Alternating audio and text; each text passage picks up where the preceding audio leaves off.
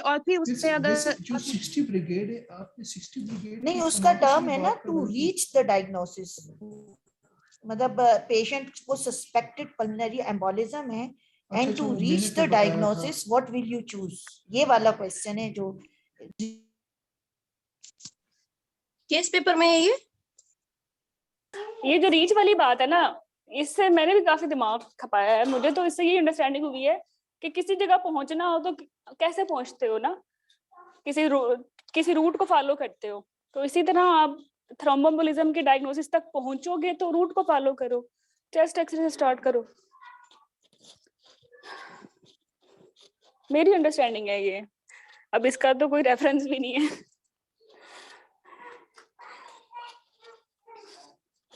अच्छा डॉक्टर हिरा, एक और क्वेश्चन भी सॉल्व कर दें। वो जो एक है जिस तरह स्फिंक्टर इंजरी है, अब वो प्राइमरी ग्रेविडा में है या तो फोर्सेप्स, उसमें फाइनल एक बता दें ताकि हम अपने दिमाग में बिठा दें। अरुज, वो वैसे अरुज मुझे पता है तुम मास्टर में नहीं हो, लेकिन तुम्हें एक मैंने अलग से अपनी टीम में वाले ग्रुप में भी ऐड किया हुआ है। वहां तुमने देखा होगा कि मैंने ऑड्स रेशियो और रिलेटिव रिस्क को बड़ा बताया हुआ है, और बस स्पोर्ट ग्रुप में ही बताया था जो आप रिपीटर्स का है। नहीं, उससे तो फिर प्राइमी बनता है ना जो ऑड्स रेशियो आपने बताया था। अच्छा देखो, एक होता है ऑड्स रेशियो, एक होता है रिलेटिव रिस्क। आप रिलेटिव रिस्क को कंपेयर कर रहे हो ऑड्स रेशियो से, दो इक्वल चीजें जब कंपेयर भी नहीं कर रहे, तो इसलिए वो 7 और 6 पे तो मत जाओ, ठीक है। दूसरी इंपॉर्टेंट बात ये है कि पेरिनियल इंजरीज में मोस्ट कॉमन प्राइमी ग्रेविडा ही है। एक हल्का फुल्का टीयर आ जाता है, लेकिन हर प्राइमी में स्फिंक्टर नहीं उड़ता। स्फिंक्टर जब उड़ता है तो उसके लिए टर्म यूज होती है obs anal sphincter injury, OASIS. OASIS के लिए स्ट्रॉन्गेस्ट रिस्क फैक्टर जिसमें स्फिंक्टर भी उड़ जाता है वो फोर्सेप है। और ये बड़ा इंपॉर्टेंट रिकॉल है हमारा भी, थैंक यू सो मच। ये नहीं, ये बहुत तंग करता है। Thank you so much. अच्छा, स्फिंक्टर इंजरी आएगा, हम फोर्सेप पे टिक करेंगे कंफर्म। अगर पेरिनियल इंजरी आएगा तो प्राइमरी ग्रेविडा पे टिक करें, अगर स्फिंक्टर इंजरी आए इधर जहाँ पे तो फोर्स मिलते ही नहीं है वहाँ पे करवा लो। तो ओके, थैंक यू। चलें जल्दी जल्दी अपने क्यूरीज मुझे बता दें, फिर मैंने जो कंपाइल की हुई है ना, फिर वो मैं स्टार्ट करती हूँ। और मैम एक डिस्प्यूटेड वो urethral injury in during gynaecological surgery. अल्लाह, ये स्टिल डिस्प्यूटेड है। मैंने दिलो जान से यूरेटर इंजरी का सेशन लिया है 3 घंटे का, वो सबके लिए अवेलेबल है यूट्यूब पे। और किसी जो हमने रिसेंट एफसीपीएस का पेपर किया उसमें भी मैंने सॉल्व करवाया है और विद रेफरेंस करवाया हुआ है। तो अभी मैं दिखाती हूँ, 1 मिनट, मेरा ना पीपीटी नहीं चल रही, चलती है तो मैं पीपीटी ऑन करके आपको दिखा देती हूँ। मैंने ओपन ही किया हुआ है वो, एक बार मैं बता देती हूँ वर्बली। देखें, एक तो आपने ध्यान रखना है कि सर्जरी कौन सी कर रहे हो। If you are doing hysterectomy तो इसमें जो मोस्ट कॉमन इंजरीज हैं ये यूरेटर इंजरीज होती हैं, ठीक है। 1 मिनट, मेरी मिनट जा रही है।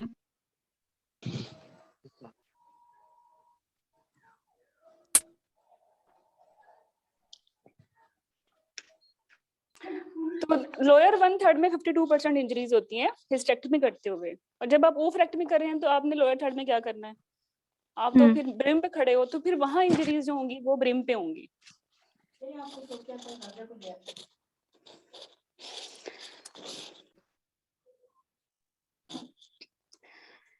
चलो मेरी पीपीटी ऑन हो गई, अल्लाह करे। अस्सलाम वालेकुम। वालेकुम सलाम। मैम एक क्वेश्चन है आपका, पेशेंट सितंबर 2020 का कि patient is progressive hirsutism, testosterone और DHEA लेवल नॉर्मल है और उसमें आपने CAH बताया है, तो व्हाई नॉट PCOS? अब वो क्वेश्चन मुझे नजर आएगा तो मैं कुछ बताऊं, लेकिन नहीं, उसमें ना DHEA की वैल्यूज ज्यादा हैं, इसलिए उसका DHEA की वैल्यूज जब भी ज्यादा होंगी ना तो फिर वो ज्यादातर एड्रेनल सोर्स के ट्यूमर्स होते हैं, जिसमें फिर कंजेनिटल एड्रेनल हाइपरप्लेसिया भी आएगा। अच्छा, ठीक है। अस्सलाम वालेकुम। वालेकुम सलाम। डॉक्टर हिरा, एक क्वेश्चन आता है बड़ा रिपीटेडली, सिनेरियो दिया होता है कि पेशेंट डिलीवर हुई है और इमीडिएटली जो है ना वो कोलैप्स कर गई है, तो उसमें ऑप्शन हमेशा होती है, कंफ्यूजन होती है, पल्मोनरी एम्बोलिज्म हुआ है या एमनियोटिक फ्लूइड एम्बोलिज्म। देखो विद इन 30 मिनट अगर कोलैप्स होगी ना लेबर के तो ये एमनियोटिक फ्लूइड है। आफ्टर 30 मिनट होगी तो फिर परसेंटेज ड्रॉप करती है एमनियोटिक की और पल्मोनरी एम्बोलिज्म की बढ़ जाती है। ठीक हो गया मैम, ये रिपीट कीजिएगा, with in 30 minutes. With in 30 minute labour के ना पेशेंट या ड्यूरिंग लेबर कोलैप्स होती है और विदाउट एनी बज़वर्ड जिसमें ये हो कि वो नॉन केस ऑफ थ्रोम्बोएम्बोलिज्म है, कार्डियक पेशेंट है, कुछ भी नहीं है, क्योंकि एमनियोटिक फ्लूइड एम्बोलिज्म तो विदाउट रिस्ट्रिक्टेड हो जाते हैं या ज्यादातर ऑब्स्ट्रक्टेड लेबर में ट्विन में। तो फिर आप ड्यूरिंग लेबर और with in 30 minutes after labour आपने यही चूज करना है, एमनियोटिक फ्लूइड, अदरवाइज पल्मोनरी। मतलब अगर कोई रिस्क फैक्टर नहीं बताया हुआ, कोई बज़वर्ड नहीं है, ऑप्शन में एक एमनियोटिक फ्लूइड एम्बोलिज्म है और एक पल्मोनरी एम्बोलिज्म है, कोई भी बज़वर्ड नहीं है, तो हमने विद इन 30 मिनट या ड्यूरिंग लेबर में एमनियोटिक फ्लूइड पे ही जाना है। बिल्कुल। ये ठीक है, एक थैंक मिनट यू। बस मेरे कुछ कार्ड्स दिखाने थे, अब बात खुली गई है तो मैं एक कवर करा देती हूँ। तो ये है इंजरी वाला, यूरेटर वाला। अब 1 by 1 जो पीपीटी से पहले बातें हुई थी ना वो पीपीटी के साथ हो जाती हैं। तो साइट ऑफ इंजरी नजर आ रही है आपको, और ये टोक बिल है आर्टिकल इसका ना। मैं ये वैसे अपने बच्चों पे जुल्म नहीं करती कि उनको टोक पढ़ाऊं, लिटरली आपके लिए एविडेंस बेस और काफी है। जो गाइडलाइन नहीं है बस वो मैं ऐड कर देती हूँ। टोक तो हर साल 6 आ रहे होते हैं और वो उनका हमसे कोई लेना देना नहीं होता। अंटिल अनलेस किसी टॉपिक में गाइडलाइन नहीं है तो उसके लिए हम टोक पे जाते हैं, और वो टोक इन इटसेल्फ एविडेंस बेस में लिखा भी हुआ होता है। अब यूरेटर के भी इतने टोक्स आए हुए हैं 2016 में, 17 में, जो लेटेस्ट वन है उसके मुताबिक बात कर रही हूँ। तो इसमें 51% इंजरीज होती है लोअर थर्ड पे, मतलब, और लोअर थर्ड में लैटरल टू यूट्राइन वेसल्स। फिर उसके बाद यूट्रोविजाइकल जंक्शन के पास जो क्लोज है कार्डिनल लिगामेंट के साथ। अब कार्डिनल लिगामेंट में तो एक इतना बड़ा लिगामेंट है, पूरे का पूरा तो नहीं एसोसिएशन इसकी। तो जहाँ ये यूट्रोविजाइकल जंक्शन के साथ है, और ये ऑब्वियसली इसका मीडियल रिलेशनशिप है, यहाँ ये लेटरल था, यहाँ ये मीडियल है, तो ये कार्डिनल लिगामेंट्स के साथ है। अगर कार्डिनल लिगामेंट नहीं है तो इसी रिलेशनशिप को दूसरा नाम ना वॉल्ट भी होता है। ठीक है। तीसरी बात ये है कि फिर ब्रिम आता है, और ब्रिम लोअर थर्ड का पार्ट नहीं है। ब्रिम जो है पार्ट है मिडल थर्ड का। ठीक है। फिर उसके बाद यूट्रोसैक्रल लिगामेंट्स आता है। आपने बिल्कुल इसी ऑर्डर को फॉलो करना है कि इंजरीज मोस्ट कॉमन कहाँ होंगे, लोअर थर्ड में होंगी 51, उसमें वेसल के बाद कार्डिनल लिगामेंट, उसके बाद इनफंडिबुलोपेल्विक लिगामेंट। लेकिन जिंदगी वैसे इतनी आसान नहीं है तो वो क्या करते हैं, ये वर्ड भी दरम्यान में डाल देते हैं, या कभी कभार यूट्राइन वेसल के साथ असेंडिंग का वर्ड डाल देते हैं। तो असेंडिंग भी है तब भी यूट्राइन वेसल्स ही रहेंगी। ठीक है। और अगर कार्डिनल लिगामेंट नहीं है तो ये यूट्रोविजाइकल जंक्शन के का रिलेशनशिप वॉल्ट के साथ थोड़ा लॉजिकल बनता है, तो फिर वो नेक्स्ट बेस्ट हो जाता है, फिर जाके कहीं ब्रीम आता है। ठीक है। तो ये इम्पोर्टेंट स्लाइड थी एक। बाकी ये तो एक पूरे 3 घंटे का लेक्चर ही है, वो सबके लिए अवेलेबल है, देख लीजिएगा। और बट साइट के साथ मैं बता दूं क्या करना है।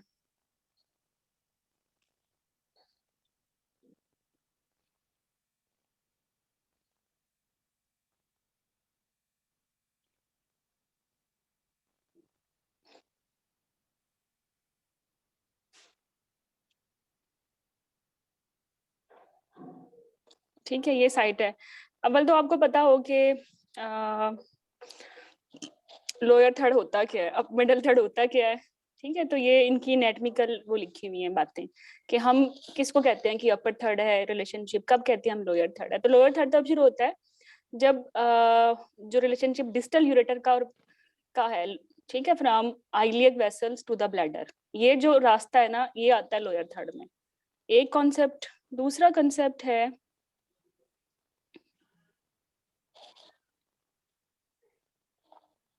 और ये यूरेटर बहुत तंग करता है एफसीपीएस के लेवल पे। ये फिस्टुला यूरेटर ये आम बात नहीं है, इनको इंशाल्लाह करेंगे डिस्कस, और ये पूरे 1-2 घंटे की एक्टिविटी है। ठीक है। तो अगर अपर थर्ड की इंजरी है ना तो उसमें सबसे पहली प्रायोरिटी है एंड टू एंड एनास्टोमोसिस।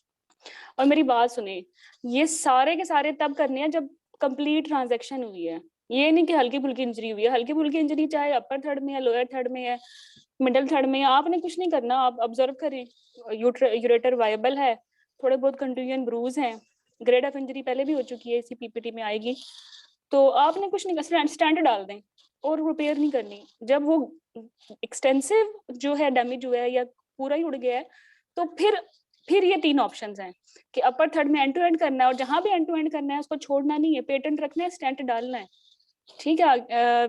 इसके बाद जो दूसरी ऑप्शन है वो ये है कि ट्रांस यूरेटरोस्टमी करते हैं, ठीक है, दूसरी तरफ से ले जाएं। मिडल थर्ड में अगेन यूरेटरोस्टमी मतलब एंड टू एंड हो गया, ठीक है, ट्रांस सेम इसकी तरह, लेकिन मिडल में एक नई बात आ गई है, बुआरी फ्लैप। अब ये बुआरी फ्लैप मिडल में भी है और लोअर थर्ड में भी है, और इसकी वजह ये है कि जब बहुत ज्यादा एरिया जो है डैमेज हो जाए तो बुआरी फ्लैप ही वो तरीका है जो लेंथ प्रोवाइड करता है, ठीक है, इसका तरीका भी आगे देखेंगे। हाउएवर लोअर थर्ड में तो आपने रीइम्प्लांटेशन करनी है, ठीक है, यूरेटर को पकड़ के बांध दें ब्लैडर के साथ, 2 तरीके हैं, या तो श्वास से या बुआरी फ्लैप से, ठीक है। तो इसी से आपके 90% क्वेश्चंस इंशाल्लाह हल हो जाएंगे। बाकी ये जो मजीद, हाँ, श्वास हिच कैसे करना है, ब्लैडर इंसाइज्ड एंड मोबिलाइज्ड, और जहाँ वो डैमेज हुआ था वहां ले गए हैं, और इसका मकसद ये है कि टेंशन फ्री एनास्टोमोसिस हो, ठीक है। अगर लेंथ छोटी है और आपने टेंशन फ्री एनास्टोमोसिस करना है, श्वास हिच काफी है, बट अगर लेंथ काफी खराब हो गई है तो फिर अगर आप श्वास करेंगे तो टेंशन फ्री एनास्टोमोसिस नहीं बनेगा, फेल हो जाएगा, तो फिर हम आ जाएंगे बुआरी की तरफ। अब बुआरी ने कितनी लेंथ दी है एडिशनल, 12 से 15 सेंटीमीटर तक की लेंथ मिल गई है, तो इसीलिए मिडिल थर्ड की इंजरी को भी कवर कर रहा है, लोअर थर्ड की इंजरी को भी कवर कर रहा है, और इसमें पूरा फ्लैप बनाते हैं, जहां भी वो कहीं फ्लैप बनाना है तो वो बुआरी फ्लैप ही आएगा, ठीक है। ये भी काफी एमसीक्यूज इसके आपसे हल हो जाते हैं। और कोई इशू लेटर में है तो बता दें, क्योंकि मैंने पीपीटी खोली हुई है तो अभी हल हो जाएगा। अच्छा डॉक्टर हीरा, वो जो आता है कि at the level of brim injury हुई है एंड एक्सट्रीम डीवेस्कुलराइजेशन, तो इसमें फिर at the level of brim पे हम एंड टू एंड करेंगे, लेवल ऑफ ब्रिम? नवाज, अच्छा, जो ब्रीम का लेवल है ना, ये मिडल और लोअर थर्ड के में आता है, तो इसमें बुआरी फ्लैप करेंगे, क्योंकि बहुत ज्यादा लेंथ चाहिए, जहां लेंथ चाहिए वहां बुआरी फ्लैप है। देखो ना, 2 सिरों को यूरेटर के जोड़ोगे जब लेंथ ही नहीं है, कहाँ से आएगी लेंथ? अच्छा नहीं डॉक्टर हीरा, जैसे ब्रिम के नीचे तो 5 सेंटीमीटर होता है ना, तो वो उससे हम नहीं कवर कर सकते, या यूरिटेरोनियोसिस्टोटमी, पीछे बिठा दे यार। बुआरी तो 15 सेंटीमीटर दे रहा है, नहीं बन सकता, हो सकता या एंड टू एंड 5 सेंटीमीटर नहीं दे रहा, वो तो 15 सेंटीमीटर तक आपको हेल्प कर रहा है। यार अभी देखिए The bladder incision is closed in a tubular manner brigade to डाल। allow up to 10, 12 to 15 centimeter Nawaz, of इनको additional length. समझाओ कि पीछे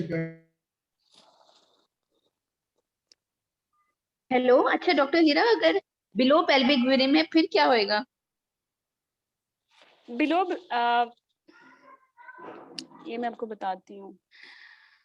अपर थर्ड से मुराद ये है कि proximal ureter upper is the segment that extends from the uretero-pelvic junction to the area where the ureter cross the sacroiliac joint. ठीक है, sacroiliac joint तक आ रहा है तो वो अपर थर्ड है। मिडल थर्ड तब है middle ureter course over the bony pelvis and iliac vessels, तो आइलेक वेसल्स के रिलेशनशिप पे ये आ रहा है, तो यहाँ से ब्रिम स्टार्ट हो गया है। अगर आप ब्रिम या एट ब्रिम या बिलो ब्रिम बात करते हैं तो ये मिडल थर्ड और लोअर थर्ड इस दोनों को कवर करेगा, तो इन दोनों के लिए बुआरी फ्लैप अच्छा है अगर लेंथ चाहिए। अब आपको मेरी बात समझ आ रही है? एंड टू एंड एनास्टोमोसिस में अगर आप दरमियान में इतना सारा कट करोगे यूरेटर को जो कि वायबल नहीं है, डैमेज हो गया है, तो वो लेंथ कहाँ से आएगी? वो तो फिर टेंशन फ्री एनास्टोमोसिस नहीं बनेगा। एक कॉमन सेंस की बात है वैसे। जी जी मैम, इन ऑप्शंस में ना अगर बुआरी फ्लैप नहीं आता और वो ट्रांस यूरिट्रोस्टमी की ऑप्शन दे देते हैं, तो मिडिल पोर्शन में तो हम वो भी कर सकते हैं, तो क्या हम उसको बिल्कुल क्लिक कर करें? सकते अगर ठीक है, अगर आप ठीक है, thank अगर आप आपने आपके पास लेंथ नहीं बच रही ना, तो फिर हम यही करते हैं कि दूसरा यूरेटर खींच लेते हैं। ठीक है, ठीक है मैम। नीचे तक मैम, जाने के लिए इतना लेंथ, एक्सक्यूज मी मैम, ये देखें, ये रिलेशनशिप है प्रॉपर ना, यूरेट्रोवेसिकल जंक्शन से लेके सैक्रोइलिक जॉइंट तक, यहाँ तक अपर थर्ड है, सैक्रोइलिक जॉइंट से लेके और यहाँ तक जहाँ यूट्राइन वेसल्स क्रॉस कर रही हैं, ये आ गया मिडिल थर्ड और फिर आ गया लोअर थर्ड। लोअर थर्ड कितना छोटू सा है, 5 सेंटीमीटर में कवर हो गया।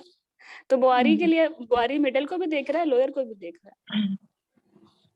मैम जी ये मैम। जो क्वेश्चन इन्होंने किया था ना कि मिडिल ब्रिम पे डैमेज हुआ है, तो ये क्वेश्चन समटाइम ऐसे भी आता है कि मिडिल थर्ड पर डैमेज हुआ है लेकिन डीवेस्कुलराइजेशन इन डिस्टल 1/3 हुई है, तो what to do in that case? अगर डीवास्कुलेशन डिस्टल एंड पे हुई है तो कट भी वहीं से करेंगे ना जहाँ जो वेस्कुलर डीवास्कुलेशन हुई है। और ये ग्रेड ऑफ इंजरीज देखें, ये काफी एक्सट्रीम डैमेज है, जस्ट लाइक पार्शियल ट्रांजैक्शन। मतलब फिर इसमें भी बॉरी ही होगा? बिल्कुल, काट के फेंको वायबल टिश्यूज ने। अगर आप उसको स्टिच भी करो तो अव्वल तो स्टिच नहीं होगा, स्टिच हो भी गया ना तो वो फिर फ्लफ आउट हो जाएगा, फेल हो जाएगा। जी जी। अस्सलाम वालेकुम वेलकम सलाम। डॉक्टर हिरा, अगर लास्ट में उन्होंने दिया हुआ है कि जो डिजिटल 1/3 है वो डैमेज हुआ है और साथ 2 ऑप्शन है, यूरेट्रोनियोसिस्टोमी और साथ बॉडी फ्लैप भी दिया हुआ है, इन दोनों में से किसको चूज करें? दोनों देखें, यूरोट्रोनियोसिस्टोमी की टाइप है बुआरी फ्लैप। जब वो नहीं बता रहे कि एक्सट्रीम डैमेज हुआ है तो डू नॉट गो फॉर बुआरी। पेरेंट जो टेक्निक है वो चूज कर लें, यूरेटेरोनियोसिस्टोमी मतलब रीइम्प्लांटेशन इनटू ब्लैडर। ठीक है।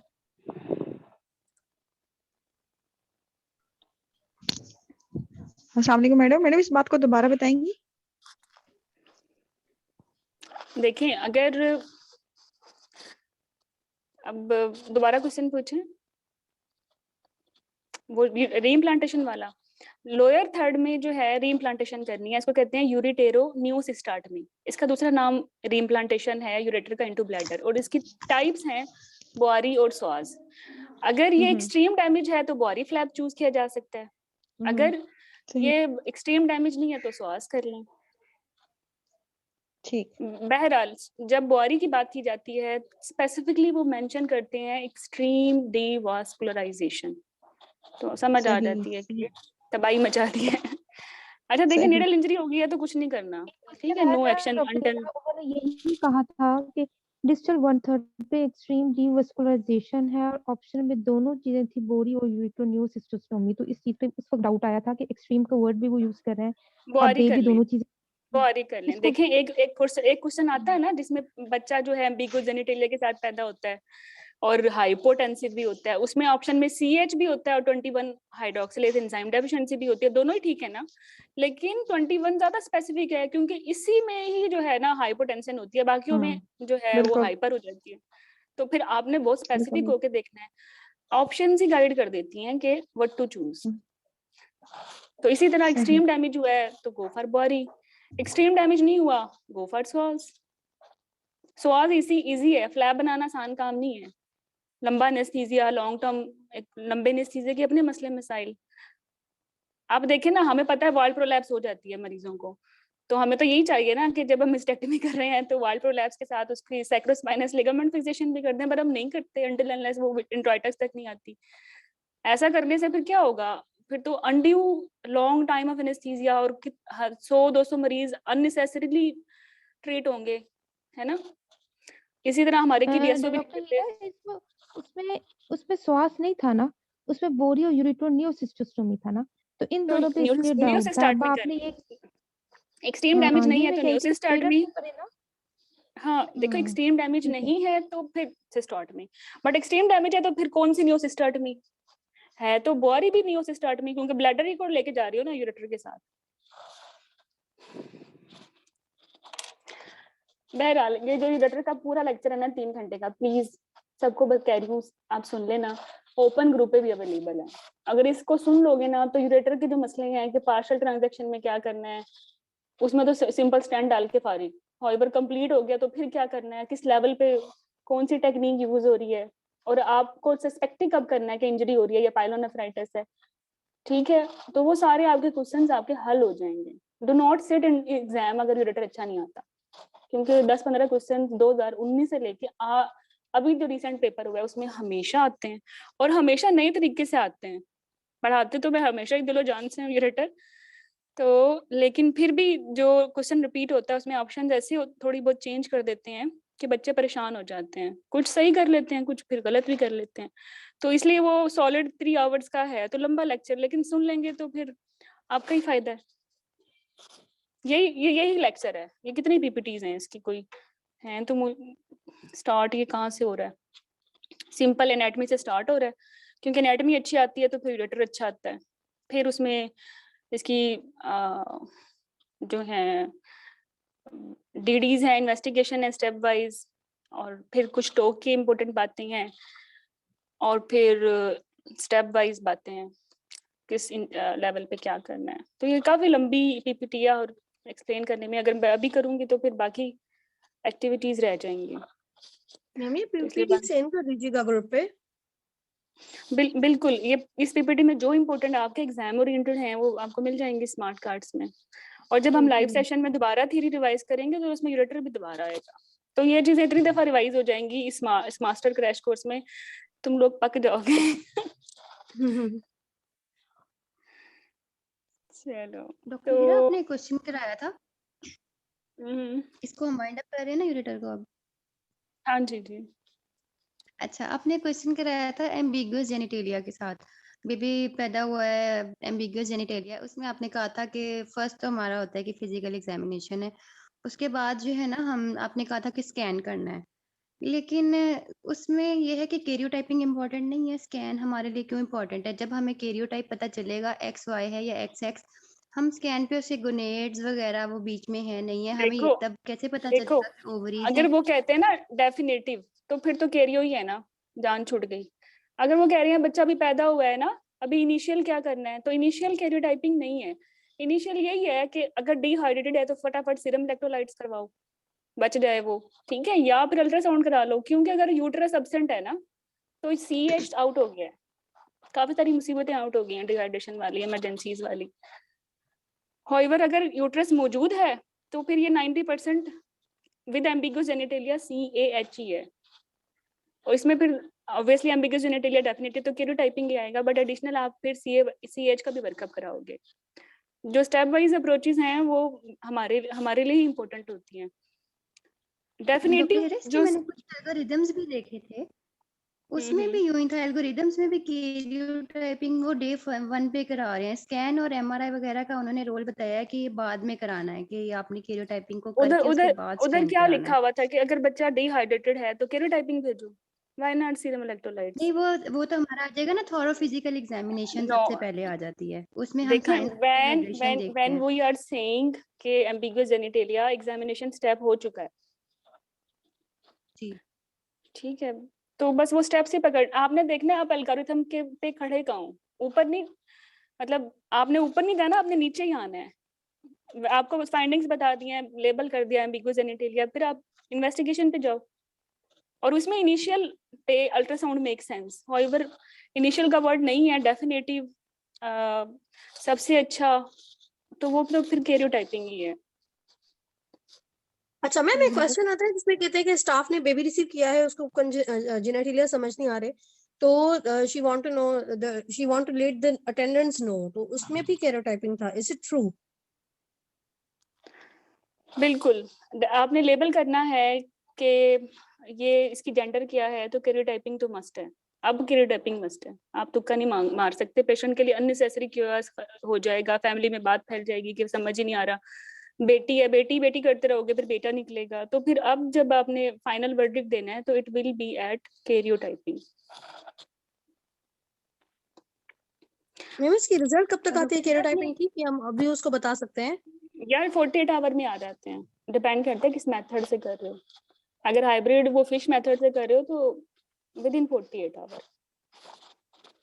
मैम आपका ग्रुप में एक क्वेश्चन दिया हुआ था कि मिड यूरेटर इंजरी हुई है, कंप्लीट ट्रांजैक्शन के साथ है, तो अब हम उसके बाद हमने इसकी क्या मैनेजमेंट करनी है? दो ऑप्शन से, एक ये था कि एक यूरेटेरोस्टोमी। मिनट, डू नॉट अभी ऑप्शन ना बताओ, अब खुद सोचो कि मिड यूरेटर पे कंप्लीट ट्रांजैक्शन हो जाए तो हमारे पास हमारे जहन में क्या आता है, पहले वो सोचो। मैम एंटोएनास्टोमोसिस नहीं, मिड पे एंड टू एंड आता है। And to and.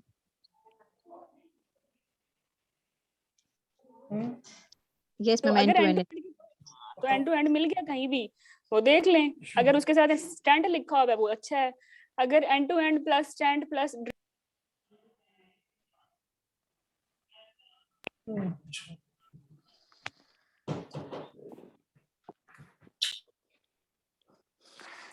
चलें पेपर निकालती हूँ, 1 मिनट दे मुझे। अपने जितने भी कुछ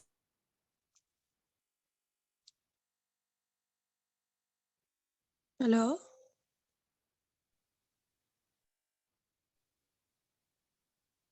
हेलो, म्यूट हो गया मैम का आवाज।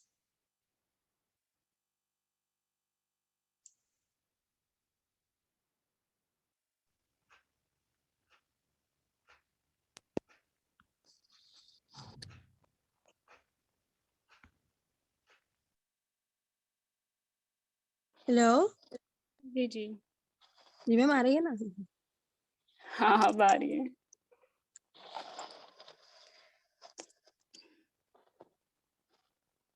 पेपर पे कुछ क्यूरीज थे जो मैंने लिखी हुई हैं। अच्छा, हम अपने ग्रुप में कर रहे थे आई थिंक सितंबर 2020 का इवनिंग पेपर, वो आधा कल हो गया था, मॉर्निंग का भी कल हो गया था, बट उसके कुछ क्वेश्चंस रह गए थे जो मैंने खुद से नहीं करवाए थे। उसके वो उनकी वजह ये थी कि मैं चाहती थी कि थोड़ा सा आपको ना हाउ टू स्टडी इफेक्टिवली या हाउ टू स्टडी स्मार्ट, वो मेथड थोड़ा डिस्कस कर दूं आपके साथ, क्योंकि बहुत सारे बच्चों को ये ना है कि हमारी थ्योरी रिवाइज नहीं हो रही, ये रिकॉल से क्या मिलेगा। रिकॉल से ऑब्वियसली थ्योरी अच्छी ना हो तो कुछ खास फर्क नहीं पड़ता, लेकिन इन दोनों को लेके एक साइड बाय साइड कैसे लेके जाया जाए और थ्योरी एग्जाम वे में कैसे पढ़ी जाए, तो फिर मैंने ना कुछ क्वेश्चंस अलग किए थे, तो फिर वो देख लेते हैं। तो 100 हमारे हो गए थे कल, आज फिर हम नेक्स्ट 101 से स्टार्ट करेंगे। आपने वो पेपर, हाँ जी, सितंबर वाली जो 2 फाइल्स रात भेजी थी वो आप लोगों ने सुन ली थी या अभी पेंडिंग है? मैम सितंबर वाली तो नहीं। हाँ इवनिंग, जो कोर्स ग्रुप के बच्चे हैं, सॉरी। हाँ अच्छा, आज हमारा जो है ना ये होता है कि हम 5 पेपर जब कर लेते हैं तो हम कोर्स के जो बच्चे होते हैं उनके साथ ये जूम एक्टिविटी रखते हैं ताकि लाइव उनकी जो कंट्रोवर्सीज हैं वो सॉल्व हो जाएं। तो हमारे 5 पेपर हो गए थे, तो फिर आज इसलिए वो डे था, बट मैंने बाकी लोगों को भी इनवाइट कर लिया जो मेरे रिपीटेड सपोर्ट ग्रुप से हैं या जो CPSP रिकॉल ग्रुप से हैं, ताकि सबको ही मैं बता सकूं हाउ टू रीड इफेक्टिवली।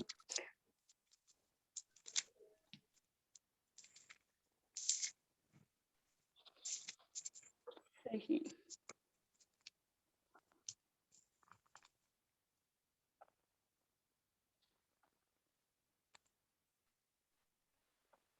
अस्सलाम वालेकुम मैम। वालेकुम सलाम। जी जी मैम सितंबर 2020 के मॉर्निंग के पेपर में एक क्वेश्चन है जिसमें पेशेंट पेन कंप्लेंट की थी और IUCD थी उसकी, और उसके बाद उसको एक्यूट साल्पिंजाइटिस था और लेप्रोस्कोपी आपने इसको तो मुझे आवाज ही नहीं आ रही आपकी ना, बड़ी डिस्टॉर्शन है दरमियान में।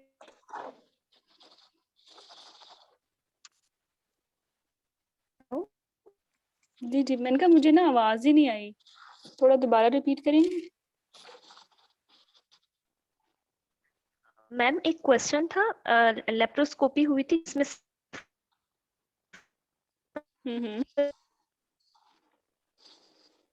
आगे what would be the cost, तो उसमें तो एडेनोमाइसिस थी, लेकिन हमने फर्दर फिर इसका क्या करना था अगर यार इस तरह का सिनेरियो आ जाए कि आगे हम पूछा ना मुझसे, मेरी तरफ से फिर सिग्नल उड़ गए, सुनाई नहीं दे पाई, किसी और को सुनाई दी? आवाज नहीं आ रही। नहीं डॉक्टर हीरा, उनकी आवाज नहीं आ रही है। अच्छा, क्या दोबारा रिपीट कर दो, दोबारा रिपीट कर दो।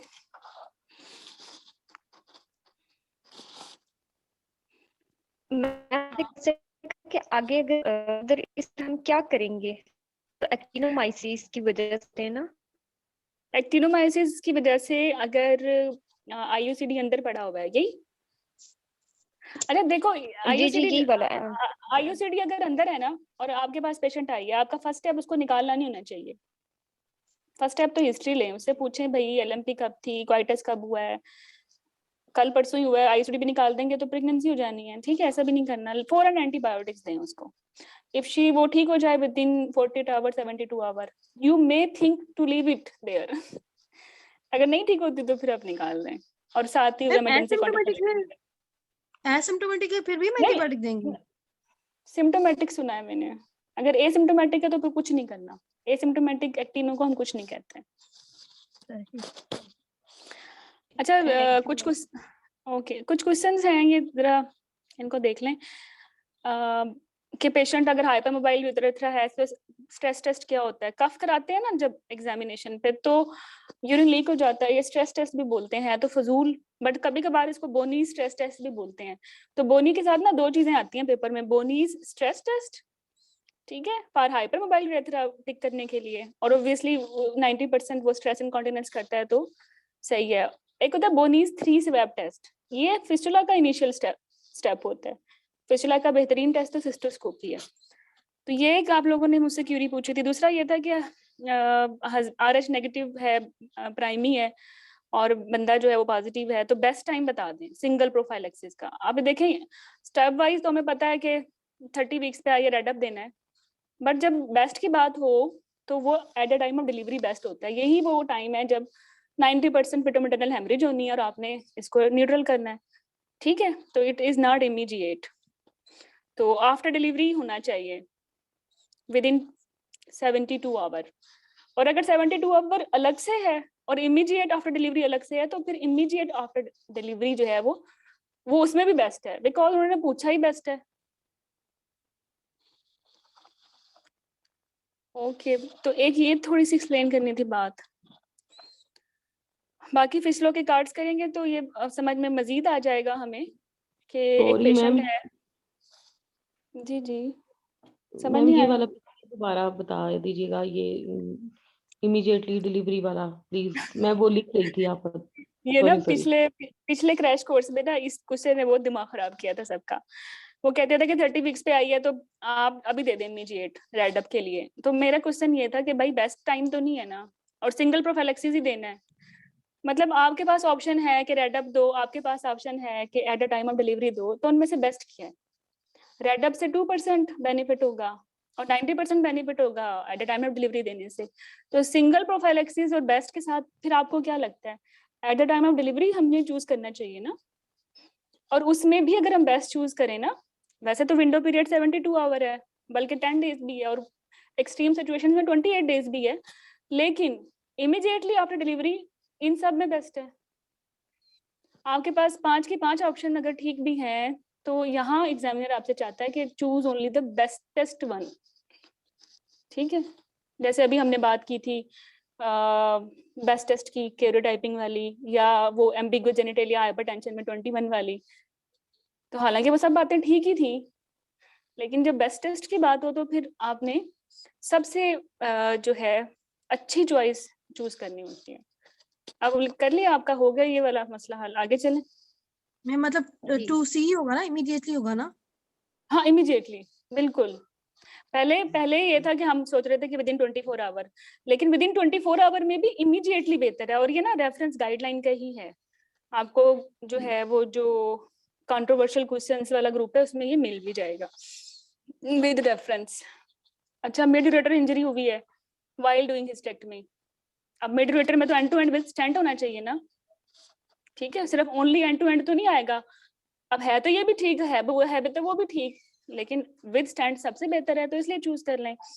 और यूरेटर के कार्ड्स आपको मैंने करवाए भी हैं, और अलग से आपके स्मार्ट कार्ड्स में भी आ जाएंगे। अच्छा, फिर एक और इम्पोर्टेंट बात है, आपने पेपर में जो कोर्स वाले बच्चे हैं उनके लिए तो ये है कि ये मॉर्निंग सितंबर 2020 के पेपर हैं, उसके क्वेश्चंस हैं। और जो बच्चे रिकॉल्स ग्रुप से हैं, पब्लिक ग्रुप से हैं, उनके लिए भी यही है कि ये पेपर रिकॉल ग्रुप में और फेसबुक पे डिस्कस हो रहा था, तो फिर मैंने सोचा कि इसको ऐड करके हम इसको सॉल्व कर लें। मैम सितंबर 2020 मॉर्निंग का ये वाला इस क्वेश्चन तो नहीं है, ये तो दूसरा है हमारे पास। चलो मैं इसको हाईलाइट कर दूंगी, 200 पे जी क्वेश्चंस में से कोई रह भी गया होगा, लेकिन इससे क्या फर्क पड़ता है, इससे फर्क, हमें तो अपना कॉन्सेप्ट ठीक करना है ना, तो ये कहीं भी आए तो ये ऐसे ही है, ठीक है। पेशेंट एंडोमेट्रियल प्रेगनेंसी का है और टीएच और बीएसओ भी कर ली, रेडियोथेरेपी भी दे दी, अब फिर रिकरेंस हो गई है। अब ये मुश्किल क्वेश्चन है, अभी ये भी रिकॉल ग्रुप में डिस्कस हो रहा था और मैंने उधर पोस्ट भी किया था, क्या करें इसका। अब देखें अगर पेशेंट की रिकरेंस होती है, आपने पहले सर्जरी की है तो आप रेडियोथेरेपी दे दें, और अगर रेडियोथेरेपी भी दे दी है तो फिर आपने पेल्विक एक्सेंटरेशन पे आना होता है। लेकिन पेल्विक एक्सेंटरेशन का सिलेक्शन क्राइटेरिया डिफिकल्ट है, उसमें सिर्फ सेंट्रल ट्यूमर होना चाहिए, डिस्टेंट नहीं होना चाहिए। होवेवर एमसीक्यू में तो नहीं लिखा हुआ डिस्टेंट ट्यूमर है, तो ठीक है, गो फॉर पेल्विक एक्सेंटरेशन।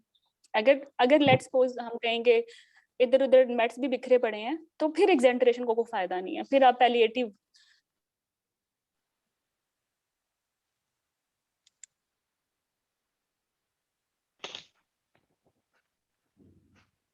हेलो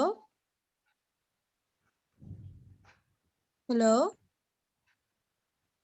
तो परेशान नहीं होना, यहाँ तो एक्सेंटरेशन है बट बहुत सारी जगहों पे हार्मोन्स आएगा और बहुत सारी जगहों पे कीमो भी आएगा, तो इसके हेलो लिए आप ये कार्ड कर लीजिएगा। जी जी, जी मैम आपकी आवाज थोड़ी मिस हो गई थी। मैं ये कह रही थी जो एंडोमेट्रियल कैंसर है ना, उसकी अगर रिकरेंस हो तो आप देखें पहले क्या किया है, पहले अगर आपने सर्जरी की है तो रिकरेंस में हम रेडियोथेरेपी देते हैं, ठीक है। पहले आपने रेडियोथेरेपी की और सर्जरी नहीं की तो फिर हम सर्जरी कर देते हैं। अगर आप ये दोनों काम कर चुके हो जैसे कि एमसीक्यू में लिखा हुआ है, तो फिर आप करते हो एक्सेंटरेशन प्रोसीजर्स। अगर सिलेक्शन क्राइटेरिया मीट करता है, अगर एमसीक्यू में लिखा हुआ है कि डिस्टेंट मेट्स हैं और फिर रिकरेंस है, ये तो इन्होंने सेंट्रल रिकरेंस बताई है ना, वॉल्ट की रिकरेंस सेंट्रल होती है, तो एक्सेंटरेशन सेंस मेक सेंस। हाउएवर अगर वो कहीं पल्मोनरी मेट्स हैं और लंग के उसमें ब्रेन मेट्स हैं, बोन मेट्स हैं, तो फिर पैलिएटिव, फिर क्या फर्क पड़ता है एक्सेंटरेशन से, बात तो दूर तक पहुंच गई है ना। फिर आपने वो दवाई देनी है जो हम ब्लड में लगा दें तो ब्लड ही ले जाए डिस्टेंट मेट्स पे, जैसे हम कीमो लगा देते हैं, हम हार्मोन। अच्छा, जो हार्मोन्स होते हैं ना इस सिचुएशन में, वो भी अंडर अम्ब्रेला टर्म कीमो ही आते हैं, पैलिएटिव कीमो। तो अगर हार्मोन्स नहीं भी हैं तो दिल ना छोटा करें, you can choose palliative chemo, क्योंकि बाय डिफॉल्ट ये स्टेज 4 बनती है एंडोमेट्रियल कैंसर की, और एंडोमेट्रियल कैंसर की स्टेज 4 का जो मेन स्टे ऑफ ट्रीटमेंट है वो कीमोथेरेपी है। जी डॉक्टर हीरा, इसी के साथ एक डॉक्टर और हीरा क्वेश्चन अगर भी था। कीमोथेरेपी और हार्मोनल बोथ दिया हो, फिर किसको चूज करें?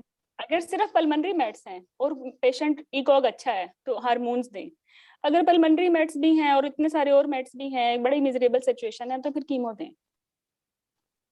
For only pulmonary mets hormones are better.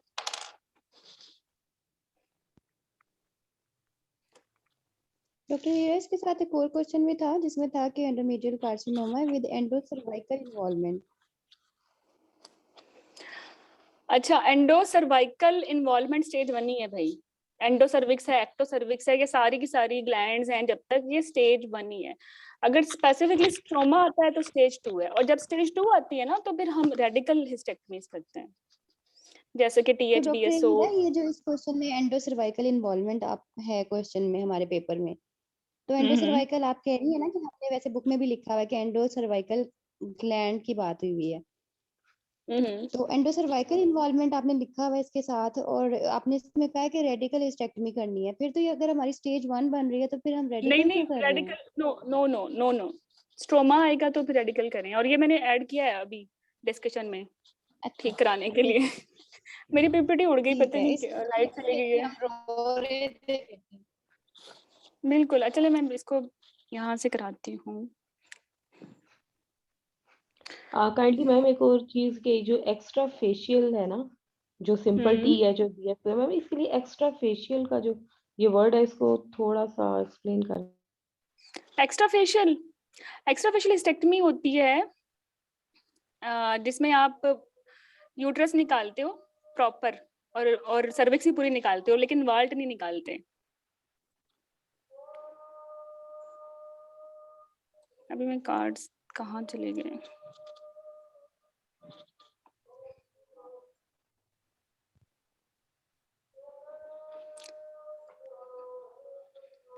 हाँ ये देख लें आप ना, अब मेरी ना एक्चुअली लैपटॉप के साथ मैं कनेक्ट नहीं हूँ तो मोबाइल के साथ कनेक्ट हूँ, अब अजान भी हो गई है।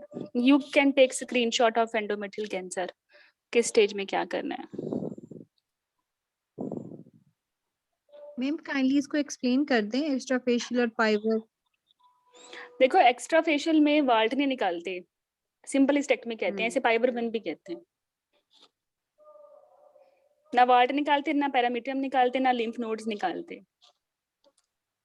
हिस्टेक्टमी की काफी टाइप्स हैं, पाइवर है, मोरोलो कोरोलो व्हाटएवर, एक है इसकी रूट पे टीएच वीएच वाइज, एक है इस पे कि टोटल करनी है, ये सब टोटल करनी है।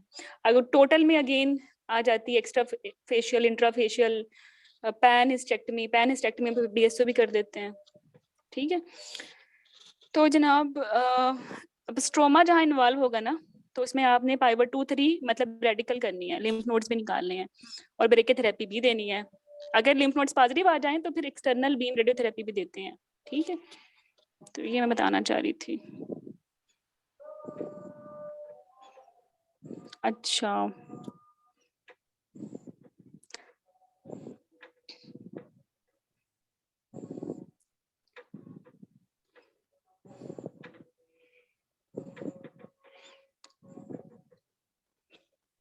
डॉक्टर हीरा, फिर ये जो हमारा क्वेश्चन है इसका आंसर क्या बन जाता है? क्योंकि सिर्फ THBSO? स्ट्रोमा पे कमेंट नहीं है तो सिर्फ ओनली THBSO और यही सिंपल हिस्टेक्टमी। और बीएसओ जरूरी नहीं है, यंग एज में नहीं भी करते। बीएसओ में माइक्रोमेट्स होते हैं ना, इसलिए हम बीएसओ भी कर देते हैं पोस्टमेनोपॉजल एज में। जी डॉक्टर हीरा, इसके साथ हमने ना ये पढ़ा था, आपने कुछ दिन पहले भी अपने लेक्चर में बताया था कि अगर जो हमारी है माइमेट्रियल इन्वेजन भी ज्यादा है, 2/3 से ज्यादा है, तो उसमें भी हम फिर उसके बाद रेडियो देते हैं कुछ। तो ये बिल्कुल, कुछ क्वेश्चन में ये क्लियर ही नहीं होती बात। अब यहाँ पे वो मेरी बात सुनो, स्टेज 1 भी बन गई ना, स्टेज 1 भी है या एज मोर देन 60 है, ठीक है, या कोई टाइप 2 ट्यूमर है, तो फिर उसमें तो आप देते हो ना वोल्ट की लिए रेडियोथेरेपी। 1/3 स्टेज 1 का है, क्वेश्चन आता है उसमें ये चीज नहीं क्लियर होती है, तो फिर देखो ना 1/3 तो मतलब कम हो गई ना, 50% मतलब अब ये स्टेज 2 1 बी में आ गई, 2/3 से ज्यादा है तो फिर ये स्टेज, हाँ 1 भी है ना, मोर देन 50%। हाँ जी, अब 1 भी है, और अगर ये इस तरह का क्वेश्चन ही आ जाता है, अब ये है तो स्टेज 1, लेकिन अगर हमारी 1A और 1B में चेंजेस होती हैं, चीजें चेंज होती हैं, हम रेडियो भी देते हैं कुछ में और हम नोट्स का हिसाब किताब उसमें रखते हैं। वो कहेंगे ना एज 60 है, वो कहेंगे ना टाइप 2 है, तो वो आपकी जिंदगी आसान हो जाती है। देयर आर ऑलवेज बज़वर्ड्स, अगर कुछ नहीं है तो बस वो कुछ नहीं है, डू नॉट अज्यूम देन, फिर मत दें। ठीक मैम ये सी एंडोमेट्रियम में जो ग्रेड्स हैं ट्यूमर के, सॉलिड कंपोनेंट के अकॉर्डिंगली हम ए बी और सी में करते हैं। मैम ये सॉलिड ग्रोथ की ये क्या कैसी होती है, ये थोड़ा सा बता दें। मैं मुझे भी नहीं आती ठीक है मैम, मैंने इसको ऐसे देखा हुआ है कि अगर कोई स्ट्रक्चर आइडेंटिफाई हो रहा है तो ये ग्रेड 1 है, और अगर स्टेज का पता ही नहीं चल रहा है ये सेल कहाँ से आया है, वो पुअरली डिफरेंशिएटेड है, वो ग्रेड 3 है। और कोई चीज आधी आपको लगता है ये सेल की शक्ल से वाजे और ये आधी नहीं होती तो वो इंटरमीडिएट है। बस सिंपल सा ये है सॉलिड के साथ। मे भी कोई हिस्टोपैथोलॉजी को समझ आए, नहीं समझ आया मुझे भी। Thank you ma'am. अच्छा बच्चों, थोड़ा नमाज की ब्रेक ले लें 10 मिनट की ना, फिर कुछ कार्ड्स दिखाने थे या कुछ कंट्रोवर्सीज हैं जो वो फेसबुक पे अजीब अजीब बातें कर रहे होते हो, वो मुझे दिक्कत होती है वहां बताने में, तो मैंने सोचा कि चलो लाइव लेके कुछ कर लेते हैं। ठीक है मैडम, आप ये कौन सी क्लास ले रही हैं? ये गॉसिप क्लास नहीं, ये वैसे ही कंट्रोवर्सीज की क्लास है, आप लोगों के दिमाग दिलों में जो मसले मसाइल हैं वो हल कर। anyone can ask, however dedicated to FCPS के लिए है, बट अगर आप लेबर या इन्फेक्शन में से कुछ भी पूछते हो, आपका आईएमएम का सिलेबस तो बाय डिफॉल्ट ऐड ही है ना FCPS में, तो you can ask anything after 10 minutes. ठीक है, मैं नमाज पढ़ने जा रही हूँ, सब पढ़ लो। देंगे क्योंकि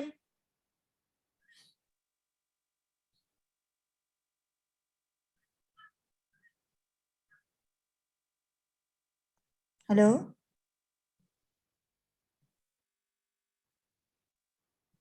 हेलो जी बस एक मिनट, आपने डॉक्टर पूछा हिरा? है कि पेशेंट, जी आपने पूछा है पेशेंट का LMP आई थिंक नहीं 28 डेज साइकिल का है, है, 28 डे का 28 डेज का साइकिल है। साइकिल। और जी। अब जो है डे 20th पे आई है। 20th डे पे आई है और 19th पे अच्छा एप्सी हुआ है। अच्छा 19 पे उपसी हो गया। अच्छा, और ठीक डे है 13 पे इसका एक दफा अपसी हुआ था, फिर इसने लीवर नॉर्जेस्ट्रॉल ली थी डे 13 पे। ठीक है, अब क्या करें? अब देखिए, अब डॉक्टर जीरा मेरा एक कंफ्यूजन दूर करे। देखिए, एक तो इमरजेंसी कॉन्ट्रासेप्टिव पिल्स हम ओव्यूलेशन के डे के बाद नहीं देते, ठीक है, और जो कॉपर IUCD है वो भी अगर with in 5 day after ovulation दें तो वो असर करती है या दे सकते हैं। तो ये तो 20th डे पे आई है, वैसे रीअश्योर नहीं होगा इसका आंसर कि अब तो इतनी लेट आई है, और ये कंफ्यूजन हल करें प्लीज मेरा। बिल्कुल की है आई थिंक इसकी IUD कॉपर IUCD जी। ठीक है, देखो जो एल्गोरिथम है ना कॉन्ट्रासेप्शन का भी, उसमें ये लिखा हुआ है कि if you can anticipate ovulation तो उस एंटिसिपेटेड टाइम के विद इन 5 डेज आप कापाटी दे सकते हो। ठीक है, अब इसने जो लीवर नॉर्जेस्ट्रॉल खाई है वो बिफोर ओव्यूलेशन खाई है, और इसका काम ये है कि लाइकली इसने जो है ओव्यूलेशन को सप्रेस कर दिया। हाल तो हमें फिर भी नहीं पता 100% सप्रेस किया या नहीं किया। Just prior to ovulation levonorgestrel इतनी अच्छी गोली है भी नहीं, यही है ना, लेकिन आफ्टर ओव्यूलेशन तो बिल्कुल ही अच्छी नहीं है। तो डे 13 पे लीवर नॉर्जेस्ट्रॉल खा ली है तो लाइकली डे 14 एक क्वेश्चन मार्क है कि पता नहीं ओव्यूलेशन हुई या नहीं हुई। इससे ऑनवर्ड 5 दिन काउंट कर लो, काउंट कर लिए। अब वो डे 19 बनता है ना? 19 जी जी 19 बन रहा। ठीक है, हमारे पास डे 20 पे आई है। जी जी यही बना है। जी लेकिन जी डे 20 पे आई है। ये तो वो डे है ना जो अगर ये लिवर नॉर्जेस्ट्रॉल ना खाती तो हम अज्यूम करते कि ओव्यूलेशन होनी डे 28 वाले को 14 डे पे ही होगी। बट अगर लिवर नॉर्जेस्ट्रॉल खाई है तो इसका काम ये है कि इसने क्या करना है, ओव्यूलेशन को डिले कर देना है। अच्छा डिले हो गई तो फिर 15 पे चली गई, फिर डे 28 पे नहीं आएगा ये within 5 days. We can बस ये एंटिसिपेट मुझे थी कंफ्यूजन कि मैंने कहीं पढ़ा नहीं था, क्योंकि LNG और ये जो UAE है ये हम दे सकते हैं एक से भी ज्यादा 2 दफा भी दे सकते हैं। तो क्या ये इसके एल्गोरिदम चेंज हो जाएगा कि ओव्यूलेशन लेट हो जाएगी?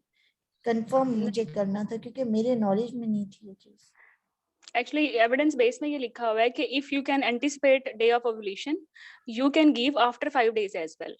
अगर आप मुझे थोड़ा सा टाइम दें तो मैं अभी स्क्रीनशॉट निकाल लेती हूँ। अच्छा जी जी बस यही मैंने ना आपके ही किसी लेक्चर में या किसी के लेक्चर में बातें सुनी थी कि हमने ओव्यूलेशन को थोड़ा डिले किया है, तो इस तरह हमें टाइम मिल गया कि हम उसको इमरजेंसी कॉन्ट्रासेप्शन का एक ट्रायल दे सकते हैं। एक बिल्कुल, ये अगर कंफ्यूजन थी। देखो अगर ये लिवर एसिड ना खाती ना तो फिर नहीं देते इसको। अच्छा, फिर रेशियो ही करा देते, क्योंकि हम एंटिसिपेट कर रहे हैं ना कि डे 19 तक ही 5 दिन बनते हैं पूरे। ठीक इसका चलिए इसका थैंक यू। इसका एल्गोरिथम भी बड़ा अच्छा है, उसके लिए तो यही काफी है। मैं अभी शेयर करती हूँ, 1 मिनट।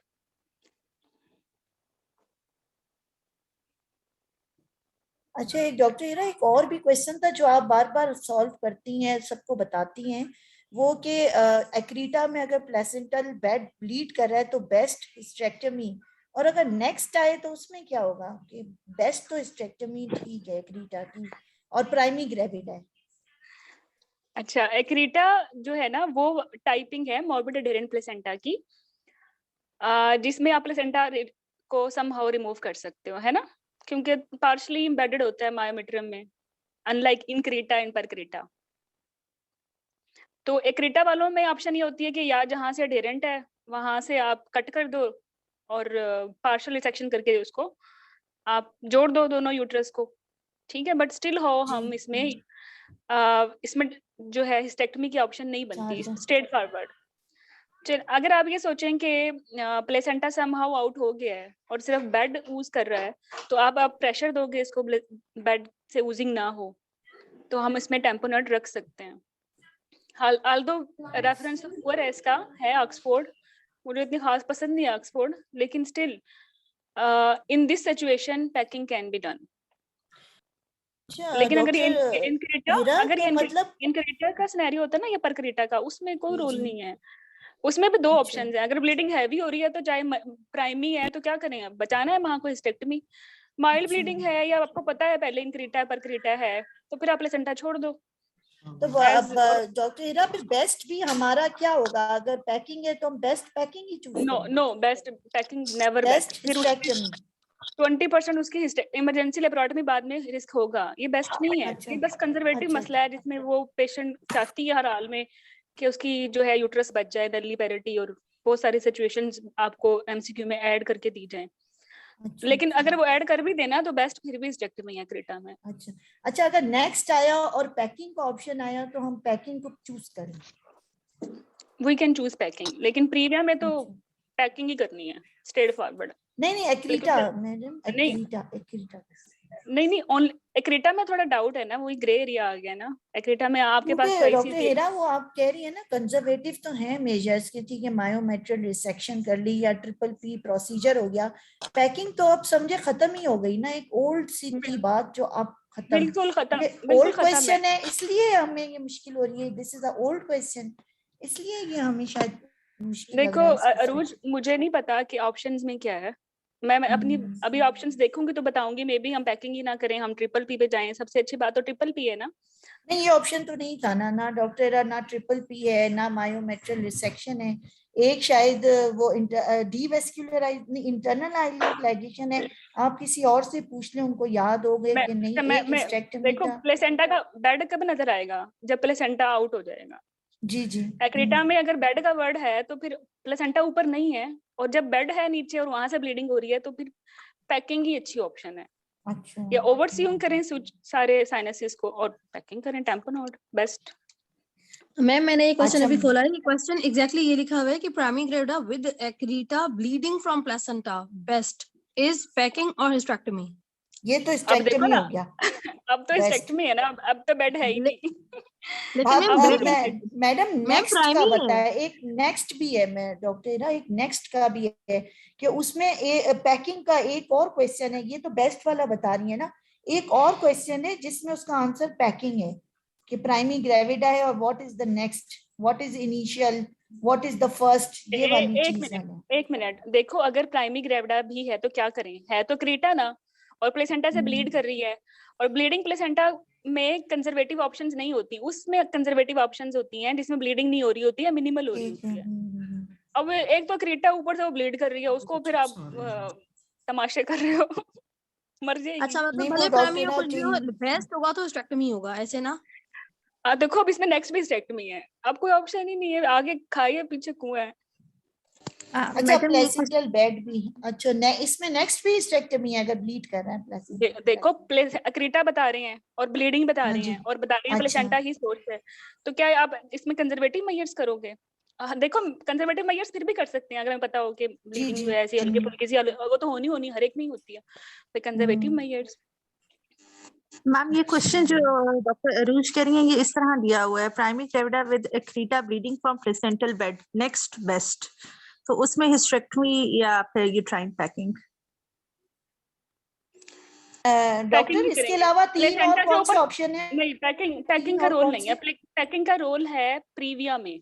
एक मिनट मैं जरा तुम लोगों को कुछ दिखाती हूँ।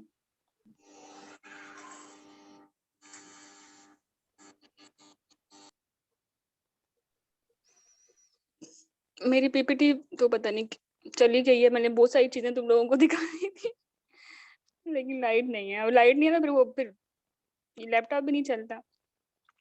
अच्छा ये कुछ कार्ड्स हैं, इन कार्ड्स में अच्छा डॉक्टर हीरा एक और रिक्वेस्ट थी, ये जैसे कुछ क्वेश्चंस है ना जैसे मास्टरिंग के, और ये जो ओल्ड बुक्स हैं हमारी आरसीओजी वाली, उसमें ना जैसे कॉल्पोस्कोपी के सर्वाइकल स्क्रीनिंग की तो ओल्ड कीज है ना, तो अगर उनमें से कोई अगर सही वाली की करनी हो तो आपको टैग करें, आप हेल्प करेंगे इसमें सिर्फ आंसर कंफर्म करने में? बिल्कुल मैं कर रही होती हूँ, जब भी मुझे टाइम मिलता है मैं तुम लोगों के कुछ पढ़ रही होती हूँ क्वेश्चंस।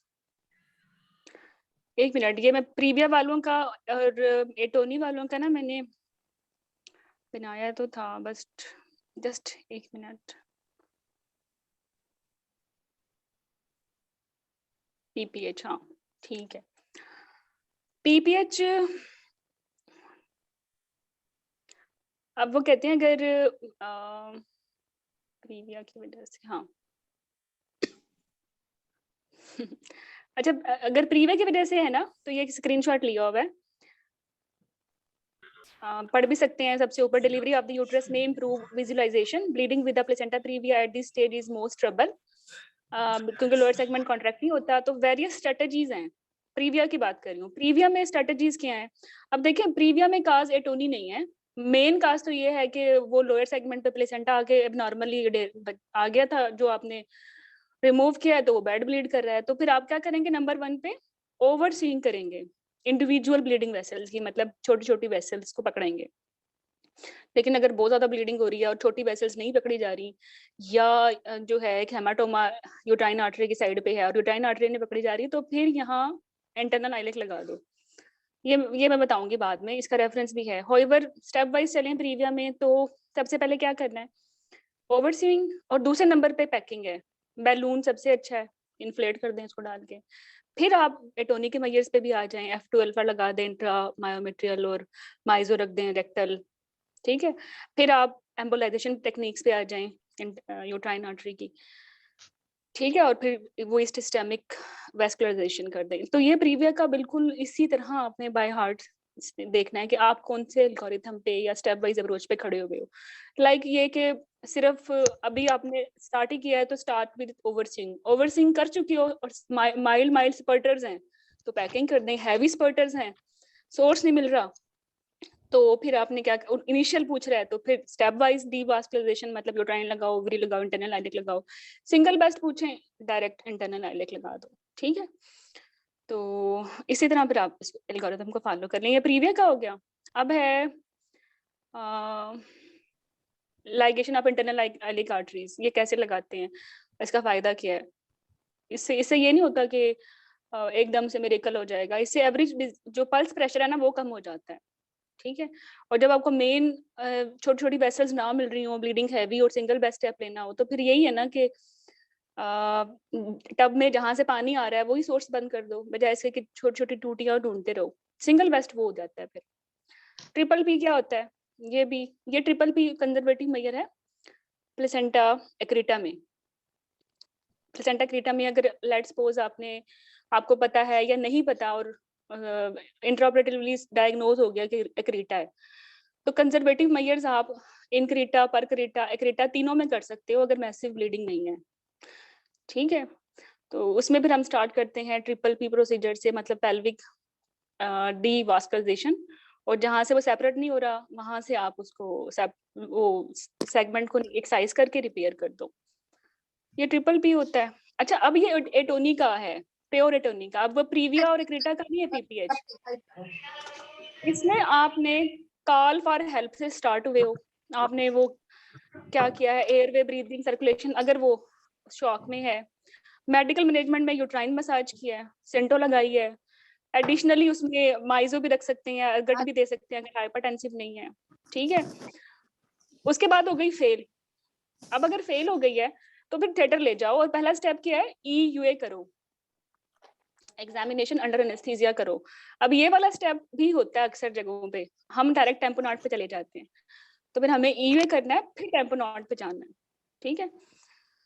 तो फिर इस तरह आगे फिर इंटरवेंशनल रेडियोलॉजी आ गई, फिर सर्जरी आ गई। सर्जरी में भी ये नहीं है कि डायरेक्टली स्टेक्टमी करते हैं, स्टेप वाइज यूट्राइन डीवास्कुलराइजेशन करें, मतलब यूट्राइन लगाएं, ओवरी लगाएं और इंटरनल आइलेक लगाएं। नहीं बचा तो भी फिर हिस्टेक्टमी करें। सम टाइम ये होता है हिस्टेक्टमी करने के बाद भी ब्लीडिंग हो रही होती है, फिर इंटरनल आइलेक पे आ जाए अगर पहले नहीं लगाई, ठीक है। तो बस इनके है, ये इसका एल्गोरिथम है पीपीएच का फॉर एटोनी। हेल्प लें, रिससिटेशन करें, शॉक में है, काज ढूंढें, एटोनी मिल गई है और 90% एटोनी होती है, ठीक है, मसाज कर दिया, सही हो गई, नहीं ठीक हुई सेंटो लगा दी, नहीं ठीक हो गई ओटी ले गए, ओटी जाके EUA किया, रिपेयर्स अगर जरूरी थे या कोई POCs अंदर थे वो निकाल दिए, लेकिन स्टिल कोई मसला नहीं है तो फिर हम टेम्पोनाड कर दिया, ठीक है। टेम्पोनाड के बाद हम आए हैं कंप्रेशन सूचर्स पे। तो अगर एटोनी में आपको ये लगता है कि व्हाट वी शुड डू, चाहे आप सेक्शन कर रहे हो चाहे आप एसपीडी कर रहे हो। पहला स्टेप तो ये है टेम्पोनॉड, दूसरा स्टेप है कंप्रेशन सूचर्स, ठीक है। फिर तीसरा स्टेप क्या है, सिस्टेमिक पेल्विक डीवास्कुलाइजेशन। चौथा स्टेप क्या है, इंटरवेंशनल रेडियोलॉजी। और फिर आप एंड पे हिस्टेक्टमी। और ये जो एल्गोरिथम है ना, ये इसमें ऐसा ही है, क्रॉस चेक है ये एल्गोरिथम, ये व्यूअर्स में ऐसे ही है मेरे बेटे जी। Any other question? Doctor Hira, एक क्वेश्चन था कि उसमें यही एटोनी का क्वेश्चन था और उसमें पूछा था लीस्ट इफेक्टिव मेथड कौन सा है, ये इंटरवेंशनल रेडियोलॉजी या बैरून टेम्पोनेट?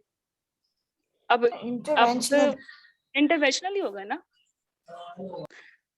अब पेशेंट ब्लीड कर रही है, इंटरवेंशनल के पीछे पड़ो, और ये टाइम गेनिंग है। ये वहां होता है जहाँ अवेलेबिलिटी देयर एंड देन हो जाए। और स्टेप वाइज में तो सबसे पहले टेम्पोनॉड ही आएगा, और ये इफेक्टिव है 80-90%। ठीक है, थैंक यू। डॉक्टर हिरा, एक पेशेंट है जिसकी हिस्टेक्टमी हो रही है, तो अब उसकी आंसर है कि काउंसलिंग, वही है ना कि अब हम उसकी बीएसओ नहीं कर रहे तो काउंसलिंग करेंगे।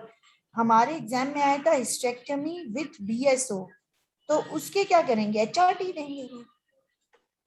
और सेक्सुअल प्रॉब्लम भी हो तो डिबोनॉन देंगे कि एचआरटी? सेक्सुअल प्रॉब्लम भी है। देखो मेरी बात सुनो, जब बीएसओ कर दिया तो फिर काउंसलिंग से वो ठीक नहीं होगी ना, क्योंकि पता है कि आपने निकाली होगी। काउंसलिंग करते रहोगे ठीक नहीं होना, उसको हार्मोन चाहिए। और सेक्सुअल प्रॉब्लम में ना, सेक्सुअल प्रॉब्लम्स में ओए होए तुम कितना शोर मचाते हो। अच्छा, जब सेक्सुअल प्रॉब्लम है ना तो फिर उसमें एंड्रोजन भी चाहिए। ये लिबिडो को स्पेसिफिकली एड्रेस करके इंप्रूव करता है ना, तो इसके लिए मैं टिबोलोन यूज करूंगी फिर। और टिबोलोन अच्छा है ना, टिबोलोन हम एक्चुअली उसको नहीं देते जिसमें यूट्रस हो, जो साइक्लिकली ब्लीड कर रही है, क्योंकि ये कंटिन्यूस कंबाइन बन जाती है ना एचआरटी की टाइप। तो या तो पोस्टमेनोपॉजल एज में दो, या फिर उस बच्चे को दो जिसकी यूट्रस नहीं है। तो टिबोलोन हर लिहाज से जो है अच्छा मैच है। हाँ, अगर ये नहीं है तो फिर एचआरटी भी अच्छा है। एचआरटी में ठीक। अच्छा डॉक्टर हिरा, एक और रिक्वेस्ट है, आप काइंडली, पहले भी आपने बताया था ये ग्रैन्युलोमा इंग्वाइनल और वनेरियम, इनके ulcer painful, painless, lymph node pulp painful, painless, इसका अगर आपके पास कोई एल्गोरिथम हो आप शेयर कर लें ताकि वो लर्न कर लें, ताकि एमसीक्यू हल हो जाएंगे। बहुत कंफ्यूजिंग एल्गोरिथम तो नहीं है, लेकिन मैंने एलजीवी और इंग्वाइनल का कंपैरिजन लिखा हुआ है, फिर वो इजी हो जाता है आपके लिए, फिर वो मैं भेज दूंगी। मैम आपके पास पेपर वाइज वीडियोस भी थी ना शायद, क्योंकि हमने तो पिछले पेपर सॉल्व नहीं किए और ऐसे फिर पता नहीं चल रहा कि किसकी की सही है किसकी नहीं है, और कितने फिर हम आपसे क्वेश्चन पूछेंगे। तो मैम अगर ऐसे कोई रिकॉर्डिंग हो तो प्लीज भेज दीजिएगा। आज के पेपर्स भी मतलब अल्हम्दुलिल्लाह डिस्कशन तो बहुत अच्छा हुआ, लेकिन हमने वो पेपर तो डिस्कस नहीं किए। कौन सा डिस्कस नहीं किया? ये ना मैम जो शेड्यूल में लिखा था, आपने लिखा था ना कि 1 अगस्त का पेपर डिस्कस करेंगे और ये सितंबर वाला करेंगे। वो करवा दूंगी, कोई मसला नहीं है, मिल जाएगा। मैंने रिकॉर्ड किया, जो आप करवा सकती हैं वो हमें कैसे मिलेंगे? If you are into group तो मैं आपको टैग कर देती हूँ, आप मुझे बस मैसेज कर देंगे तो आराम से मिल जाएगा। वैसे तो तुम जाओ मीडिया में, खुद ही सबसे पहली वाली स्लाइड से शुरू करो, आहिस्ता आहिस्ता पढ़ना शुरू करो, सारे पेपर तरतीब वाइज आते रहेंगे। जी मैम। अच्छा, दूसरा ये एक तो ये देख लेना, फिर एंडोसर्वाइकल इन्वॉल्वमेंट है तो ओनली टीएचबीएस, तो रेडिकल नहीं करनी, क्योंकि स्ट्रोमा होता तो फिर रेडिकल बनती। रेडिकल का दूसरा नाम है, मॉडिफाइड रेडिकल को वर्डाइम कहते हैं और मीक को कहते हैं पूरी की पूरी रेडिकल। तो स्ट्रोमा इन्वॉल्व हो जाए चाहे सर्विक्स में चाहे एंडोमेट्रियम में, फाइबर 2-3 हम करते हैं। और जब हम कहते हैं फाइबर 2-3 बाय डिफॉल्ट इसमें लिम्फ नोड डायसेक्शन होती ही है, बट बीएसओ नहीं होती। फाइबर 2-3 इन सब में बीएसओ का कोई रोल नहीं है, ठीक है। हम बीएसओ इसलिए करते हैं कि माइक्रोमेट्स होते हैं, स्टेजिंग लेप्रोटमी में बीएसओ आ जाता है, लेकिन पाइवर में नहीं आता बीएसओ। अगर कोई कई वर्दीम में बीएसओ आता है तो नहीं आता, कोई कई मीग हिस्टेक्टमी में बीएसओ आता है तो नहीं आता। हाँ, पैन हिस्टेक्टमी में आता है, उसमें बीएसओ आता है, लेकिन ये ऐसे कोई वर्ड भी रिकॉल में यूज नहीं हुआ। HRT not indicated in postmenopausal women, ये क्या बोल अजीब से क्वेश्चन है। अब देखें HRT जो है दे देते हैं, थ्रोम्बोफ्लेबाइटिस में भी दे देते हैं, ओबीज में भी दे देते हैं, अगर स्पेसिफिकली 3 भी मेंशन, और गॉल ब्लैडर डिजीज में भी दे देते हैं। बट ये क्रॉनिक लिवर डिजीज थोड़ा सा ना बॉर्डर लाइन है, हालांकि देश में भी देते हैं, लेकिन BC से अच्छी ऑप्शन यही है कि इसमें ना दें CLD में। लेकिन डॉक्टर अगर वो एक्टिव लिवर डिजीज का बताया था, एक्यूट लिवर डिजीज का। अच्छा मेरी बात सुनो, मैं बिल्कुल जानती हूँ, आई नो, और जब हम OCPs में भी पढ़ते हैं तो क्रॉनिक लिवर डिजीज UKMAC 3 में आती है, डिकम्पनसेटेड आती है 4 में, और ये डिकम्पनसेटेड नहीं लिखी हुई, तो हम नहीं चूज करेंगे। अगर कोई मुझे कहे कि ब्रेस्ट सी है, मैं तो उसको चूज करूंगी, कोई मुझे कहे VT करंट है, मैं तो उसको चूज करूंगी ना। लेकिन आप बाकी ऑप्शन देखो, B, C और D को कंपेयर करो A से, तो A थोड़ी सी जो है ना स्ट्रांग लगती है। क्या ख्याल है वैसे? जी आप अपना हाँ, ओपिनियन नहीं ये तो है बात, नहीं मैम ये ये तो है। अगर ये DVT होता B की जगह तो हम B कर लेते हैं, लेकिन थ्रोम्बोफ्लेबाइटिस में मैम DVT फिट इन नहीं होता क्या? नहीं फिट होता। मुझे भी ये कंफ्यूजन है डॉक्टर, क्योंकि मैंने एक दिन थ्रोम्बोफ्लेबाइटिस गूगल किया था, तो गूगल में लिखा थ्रोम्बोफ्लेबाइटिस, तो गूगल में आ देते रहा है हैं it is a kind of they DVT। देते हैं, दे देते हैं थ्रोम्बोफ्लेबाइटिस में शुरू में ना, बट अगर क्रोनिक है ना किसी को, फिर उसमें जरूरी नहीं होता। अक्यूट फेज में हम एंटीबायोटिक्स भी देते हैं, क्योंकि इन्फेक्शन और इन्फ्लेमेशन है वेसल्स की, और वेसल की जो है तो ऑब्वियसली फिर DVT भी होगी, तो हम लो मॉलिक्यूलर हेपरिन या हेपरिन भी देते हैं, लेकिन लाइफ लॉन्ग नहीं चलती। अच्छा ये क्वेश्चन भी बड़ा तंग कर रहा था आपको कि मैडम ने तो बोला था पोस्ट मेनोपाजल ब्लीडिंग में मोर देन 4 हो तो फिर करें बायोप्सी, तो वाई 5 देखे ना, मोर देन 4 है ना, 4 पे तो नहीं है इसलिए 5 चूज किया। अगर कोई मुझे कहे 4.1 तो फिर मैं 4.1 चूज कर लेती, इसलिए 5 चूज किया है। तो मैंने बोला ये जो क्वेश्चंस काफी सारे हैं ना, वो बस स्मार्ट और क्लिनिकल सेंस पे इंशाल्लाह हल हो जाएंगे, तो वो नहीं आपने लॉस करनी है एग्जाम के स्ट्रेस में। मैम वो जो एक क्वेश्चन है वो वाला कि मैम जिसमें 4 और हेडेक इक्वल टू 4 है, ग्रेटर देन 4 और इक्वल टू 4, उसके साथ इक्वल का निशान है। अब मुझे ये जी याद जी, नहीं आ रहा मुझे कि भी गाइडलाइन में डॉक्टर ना है या ये किस जगह याद पे है, पड़ा है, मुझे भी एग्जैक्ट यही ये याद पड़ा है, लिखा हुआ है। 4 है और मोर देन 4, ऑल्दो कि और ड्यू equal। हर्ट्स में ये बात लिखी हुई है कि 5 mm, लेकिन ड्यू हर्ट्स गाइडलाइन 4 और इक्वल टू 4 कहती है। अच्छा ठीक है, कोई मसला जी नहीं डॉक्टर है। इरा यही है, मेरे भी माइंड में आ रहा था, मैं तो एल्गोरिदम सर्च करने लग गई थी ताकि तो कंफर्म करके बताऊं, लेकिन 4 और इक्वल टू 4 और मोर देन 4 ही है। अच्छा ये तो बड़ी अच्छी बात की है, मुझे भी थोड़ा सा देखने, तो मैंने भी कहीं लिखा है इसको।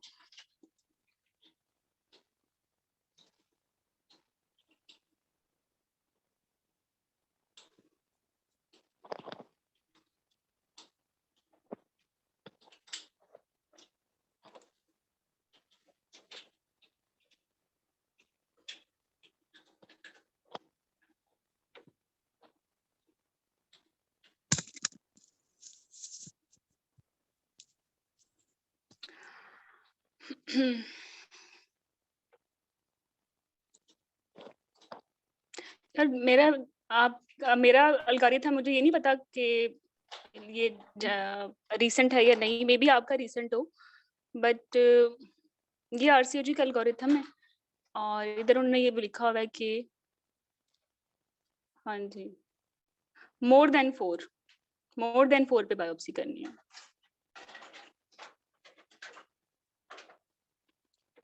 This one.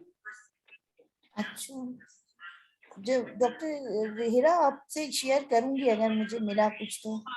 अच्छा मुझे सोर्स भी भेजना, ये तो टॉक खोला है ना आपने। मैं आपको बताऊं एक बात, ये टॉक में भी बड़े मसले हैं। जो टॉक मैं आपको भेज रही हूँ, अगर वो पिछले साल का है, तो इनके टॉक ना हर साल में 12 आते हैं तो यूरेटर का जब मैंने ढूंढा तो मुझे बड़ी दिक्कत हुई, कोई 2013 का निकल रहा, कोई 15 का निकल रहा, कोई 16 का निकल रहा, तो मैं का दफा करूँ, मैं EBM से देखती हूँ। तो EBM से काफी मसले मेरे हल हो गए ना, क्योंकि हम कौन सा ईयर का टॉक पढ़े, हमारे पार्ट ऑफ सिलेबस भी नहीं है एक्चुअली ना, तो फिर उसका रेफरेंस भी और स्क्रीनशॉट भी लगा दूं तो जाती है। वैसे तो ये मेरे मुताबिक तो मोर देन 4 ही है, लेकिन चलें आपका रेफरेंस भी देख लेते हैं, इसको भी मैं काउंटर चेक कर लेती हूँ, ये कौन से साल का इशू है। ठीक है मैम, ये लेस देन 4 और इक्वल टू 4 है आई थिंक। तो देखो ना, लेस देन इक्वल टू 4 में तो कुछ भी नहीं कर बिल्कुल, रहे, कुछ नहीं हाँ कर रहे। बिल्कुल, और मोर देन 4 एक अलग चीज है और लेस देन और इक्वल टू 4 एक अलग वो है मेरा लेकिन ख्याल ये। एमसीक्यू में तो उन्होंने पूछा है कि बायोप्सी हाँ जी, कब करनी है, तो फिर वो 4 भी हाँ और 5 भी है, तो हाँ जी, 5 नहीं वो makes sense। मोर देन 4, हाँ जी, वो आपके वाली वही वाली आपकी वाली बात ठीक है मेरा ख्याल है। डॉक्टर हीरा प्लीज इसको काउंटर चेक कर लें, क्योंकि ये मैंने कहीं पे एमसीक्यूज में भी पढ़ा है, कोई गाइडलाइन भी इक्वल टू और ग्रेटर देन 4 है। प्लीज इसको काउंटर अच्छा चेक करके डॉक्टर बताओ। हीरा, मैं आपको सपोर्ट ग्रुप में शेयर करती हूँ ना, ये देखें जरा, अभी देख लें। ओके मैं देख लेती हूँ। ठीक है, मैं बिल्कुल, मैं इसको थोप नहीं रही आप लोगों पे, मैं तो कह रही हूँ लेट्स डिस्कस कि ये कौन से साल का है और आपका कौन से साल का है। चलिए मैंने एक मैम, ये तस्वीर जो शेयर कॉम्पेंडियम की में है। जो गाइडलाइन है एसिम्प्टोमेटिक इंटरमिटेंट थिकनिंग, तो उसमें तो पता नहीं क्या लिखा हुआ है कि 12 mm पे जाकर हम करेंगे बायोप्सी और अभी अभी होला हाथ रखो। 12 में तब हाँ करते हैं जब एसिम्प्टोमेटिक हो, एसिम्प्टोमेटिक ब्लीडिंग ना हो और हार्मोन्स भी ना खा रही हो, तब। और पोस्ट मेनोपॉजल हो। हाँ, और पोस्ट मेनोपॉजल हो। आय हाय, अगर हार्मोन्स खा रही है ना, तो फिर जो कट ऑफ है वो पोस्ट मेनोपॉजल ब्लीडिंग के साथ है 5, हार्मोन नहीं खा रही तो 4, हार्मोन खा रही है और एसिम्प्टोमेटिक है तो 8, हार्मोन नहीं खा रही और एसिम्प्टोमेटिक है तो 11। मैम दोबारा बताया, मैं रिकॉर्ड कर लूँ दोबारा प्लीज प्लीज प्लीज। मैं इसे कार्ड्स भेज दूंगी, ये मैं एचआरटी का मैंने लिया था सेशन, उसमें मैंने इनको किया हुआ है समराइज। जी मैम। चले 94 tamoxifen, then endometrial thickness is not reliable. हाँ, नहीं रिलायबल। तो टेमोक्सिफेन में जब भी ब्लीडिंग होगी बायोप्सी ही करनी है, थिकनेस पे नहीं जाना। अगर ब्लीडिंग नहीं हो रही और थिकनेस 8 है, मोर देन 8 है, नहीं मोर देन 8 नहीं, OAT, क्योंकि मोर देन 7 में आता है ना ये, तो अगर 8 है तो ऑनवर्ड दिस आप इसकी बायोप्सी कर लें। एसिम्प्टोमेटिक में थिकनेस करानी है, और लेकिन वो नहीं कि आप रिकमेंडेड सर्वेलेंस कराते रहो, इंसिडेंटली करवा ली, टेमोक्सिफेन खा रही है, ब्लीडिंग है नहीं और ये आ गई 8 या मोर देन 7, तो आप बायोप्सी करोगे। हाउएवर अगर टेमोक्सिफेन के साथ ब्लीडिंग है तो फिर थिकनेस नहीं देखते। डॉक्टर हीरा एक और क्वेश्चन प्लीज। पेशेंट एचआरटी ले रही है डंपा की फॉर्म में और उसको इरेगुलर ब्लीडिंग या स्पॉटिंग हो रही है, अभी 4th मंथ उसको हुआ है। अब हम उसे क्या देंगे? ओसीपी से प्रोजेस्टेरोन का ब्रांड चेंज करें, एचआरटी के का ब्रांड चेंज करें, या प्रोजेस्टेरोन की डोज को बढ़ाएं, या ओसीपी से? ये वैसे घटिया पुअर रिकॉल है। डंपा यूजुअली कॉन्ट्रासेप्शन के लिए ब्रांड किया जाता है। अगर किसी ने एज ए कॉन्ट्रासेप्टिव डंपा इस्तेमाल किया है और इनिशियली चूंकि डंपा में 6 महीने पेशेंट को अब नॉर्मल ब्लीडिंग हो सकती है, इट कुड बी हैवी, तो इनिशियली 3 मंथ्स के लिए आप इसको ट्रांजामिन दें, इसको एनसेड दें, you can add OCPs as well. However अगर एचआरटी के पेशेंट में जो है ब्लीडिंग होती है, तो आप देखेंगे कौन सी टाइप की एचआरटी खा रही है। ठीक है, अगर वो एस्ट्रोजन प्रोजेस्टेरोन का मिक्स है तो फिर आप प्रोजेस्टेरोन का या तो ब्रांड चेंज करें और दूसरे नंबर पे इसकी डोज ज्यादा करें, और तीसरे नंबर पे ये भी होता है कि इसकी जो है इंटरमस्कुलर स्पॉटिंग चले जा रही है, एस्ट्रोजन को ज्यादा कर दें। भी फिर बात लंबी हो जाएगी, लेकिन है ऐसा ही। ठीक है,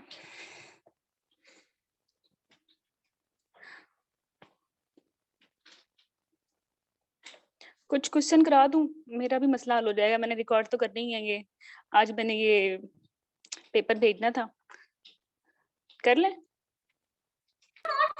जी डॉक्टर, चलो फिर मैं ये रिकॉर्डिंग जो है ना अभी बंद करके फिर दोबारा से करती हूँ।